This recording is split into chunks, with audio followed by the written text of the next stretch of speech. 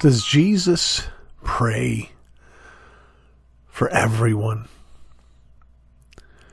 Well, before we get to that answer, I do need to confess that we actually have in our Bibles an example of someone who is widely admired and respected both inside and outside the church over the centuries, who actually not only didn't pray for those who were not believers, but who actually expressly affirmed that he didn't pray for those who are outside the kingdom. There was a kind of requirement that that people had to, or a condition people had to meet in order for this particular person to pray for them.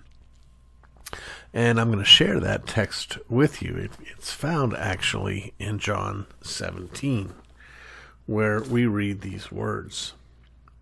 Let's see here. We're going to begin in verse 6.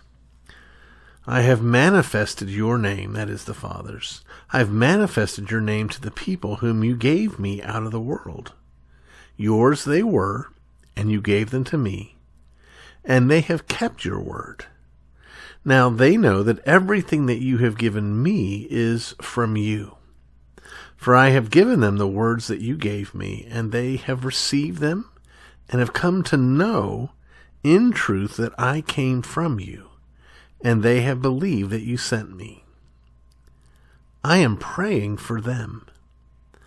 I am not praying for the world, but for those whom you have given me, for they are yours. Well, if you haven't guessed it already, this impious soul who did not pray for those who were outside of the kingdom is actually Jesus himself. Which brings us to the answer to our question. Does Jesus pray for everyone? The answer is no. It's right there in John 17. I'm not sure where we got this idea, but we seem to think that because Jesus is so loving, so gracious, so kind, that he responds to all people in the same way. Now, we need to be on our guard, particularly believers, to recognize that we are believers not because we're better than people in the world, smarter than people in the world, more sensitive to our sins than the people in the world. No, friends, it's because God rescued us. God redeemed us and gave us a new heart, gave us eyes to see. We were just as blind as they were. But the whole point here in this prayer, in this particular section of this prayer, is for Jesus to affirm that he doesn't treat everyone exactly the same. No one, mind you, no one in the history of the world has ever been treated unjustly, with injustice, by Jesus or by the Father. Never happened, never will.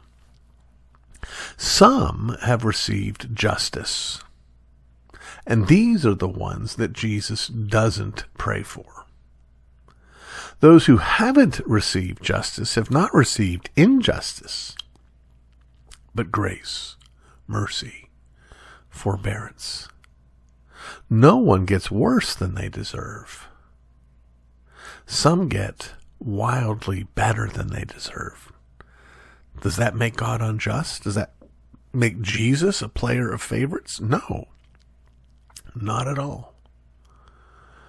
God has retained from the very beginning his God-given right, his natural right as the creator and maker of all things, as the potter of the clay, to show mercy to whom he will show mercy. And when we come along and demand that he give it to everyone, we're no longer treating it like mercy. We're actually demanding justice, and that's the last thing you want to demand from a holy God when we are not holy. Does Jesus pray for everyone? Not according to his word.